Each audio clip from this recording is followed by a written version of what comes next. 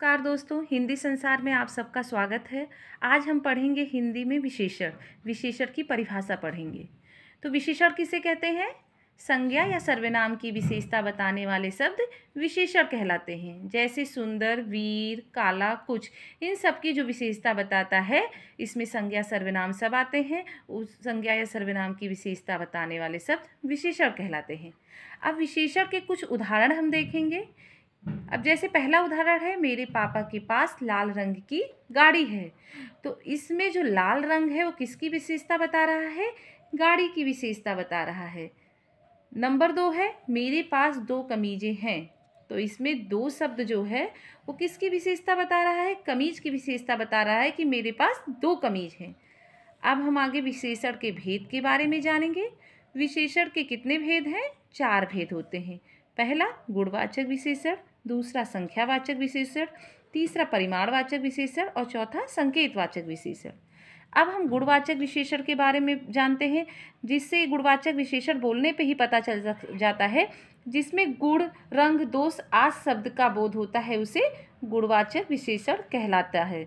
उसे गुणवाचक विशेषण कहते हैं। जैसे काला घोड़ा भाग रहा है।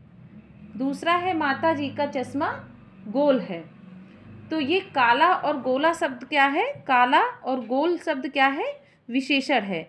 इसमें माता जी के चश्मे की जो विशेषता बताई जा रही है कि गोल है, और इसमें घोड़े की जो विशेषता है कौन सी है? काला। अब दूसरा है संख्यावाचक विशेषण। जिस शब्द से संज्ञा या सर्वनाम की संख्या का बोध हो उसे संख्यावाचक विशेषण कहते हैं। जैसे किसी संख्या का बोध हो। संख्यावाचक विशेषण के 2 भेद होते हैं, एक निश्चित संख्यावाचक विशेषण और एक अनिश्चित संख्यावाचक विशेषण। अब निश्चित संख्यावाचक जिसमें किसी निश्चित चीज का बोध हो। जैसे हम कहते हैं 1, 3, 100, 2, 100 आदि। ये निश्चित है ना कि 1 है, ये 3 है, ये 100 है। अब इसका एक उदाहरण हम लेते हैं कि मेरे घर में 2 अलमारियां हैं। तो मुझे ये चीज़ निश्चित पता है कि मेरे घर में अलमारियां कितनी हैं? 2 हैं। तो ये क्या हुआ? निश्चित संख्यावाचक विशेषण। और अनिश्चित संख्यावाचक विशेषण जिसका कोई निश्चित नहीं होता है। जैसे कुछ, सब, बहुत। अब इसका एक उदाहरण देखते हैं कि बाहर कुछ लोग खड़े हैं।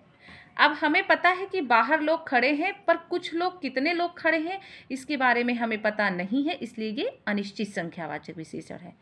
अब नंबर 3 हम पढ़ते हैं परिमाणवाचक। हमने गुण पढ़ा, संख्या पढ़ा, अब परिमाणवाचक विशेषण। परिमाणवाचक विशेषण किसे कहते हैं? जिन शब्दों से किसी नाप तौल का बोध होता है उसे हम क्या कहते हैं? परिमाणवाचक विशेषण कहते हैं। जैसे 2 किलो, 4 मीटर, पूरा आनंद। ये क्या है? परिमाणवाचक विशेषण होता है। अब उसका एक उदाहरण हम लेते हैं कि मेरे कमीज में 2 मीटर कपड़ा लगता है। जैसे आप कोई कपड़ा सिलाते हैं और आपको पता है कि आपके कमीज में 2 मीटर, 3 मीटर, 4 मीटर कपड़ा लगता है। तो ये जो 2 मीटर क्या है? ये आपके परिमाण का बोध कराता है। तो ये हुआ परिमाणवाचक विशेषण। अब परिमाणवाचक विशेषण भी 2 तरह के होते हैं, निश्चित परिमाणवाचक और अनिश्चित परिमाणवाचक। जैसे कि हमने संख्या में पढ़ा था। निश्चित परिमाणवाचक क्या होता है?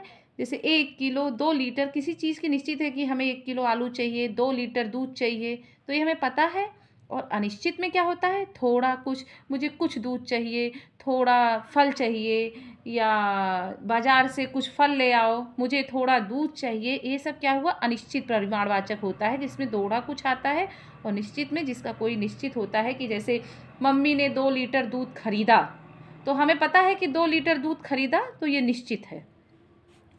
अब नंबर 4 आता है सार्वनामिक विशेषण। सार्वनामिक विशेषण को हम संकेतवाचक विशेषण भी कहते हैं। जिस सर्वनाम का प्रयोग संज्ञा के साथ उसके विशेषण के रूप में होता है वे सार्वनामिक विशेषण कहलाते हैं। या हम ये भी कह सकते हैं कि सर्वनाम मैं, तुम, वह को छोड़कर जब किसी संज्ञा के पहले आते हैं तो वह सार्वनामिक विशेषण कहलाते हैं। जैसे यह, वह, ऐसा आदि। अब इसका एक उदाहरण हम लेते हैं कि यह घर बहुत सुंदर है। घर क्या है? बहुत सुंदर है, लेकिन कौन सा घर? यह क्या है? सर्वनाम की विशेषता बता रहा है। तो यह शब्द सर्वनाम है जो संज्ञा शब्दों के आगे लगकर विशेषण का कार्य कर रहे हैं।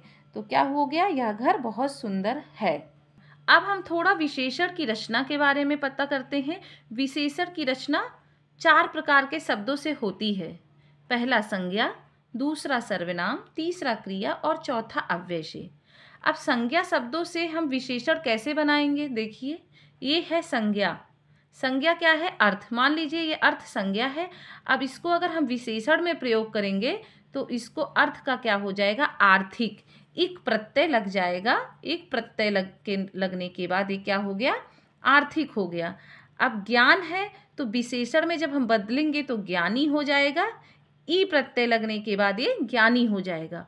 राष्ट्र है तो ये राष्ट्रीय हो जाएगा विशेषण में। ई ये प्रत्यय लगने के बाद ये राष्ट्रीय हो जाएगा। तो समझ में आया संज्ञा से विशेषण कैसे बदला जाएगा। अब दूसरा है सर्वनाम शब्दों से विशेषण बनाना। मान लीजिए सर्वनाम है यह तो विशेषण में क्या हो जाएगा? ऐसा। सर्वनाम है वह तो विशेषण में उसको वैसा बदलेंगे।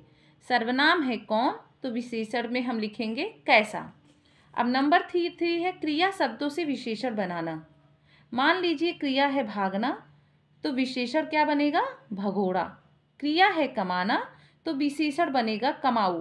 क्रिया है चलना तो विशेषण बनेगा चलताऊ। अब नंबर 5 है अव्यय से। नंबर 4 है अव्यय से विशेषण बनाना। तो यहाँ अव्यय भीतर है और विशेषण क्या बनेगा इसका? भीतर का भीतरी। बाहर है अव्यय तो विशेषण बनेगा बाहरी।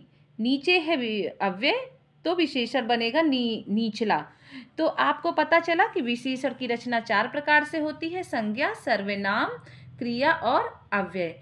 तो दोस्तों आज की क्लास हम यहीं समाप्त करते हैं।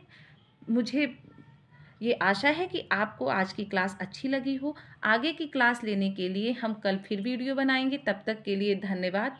प्लीज़ चैनल को लाइक, शेयर और सब्सक्राइब कर दीजिए।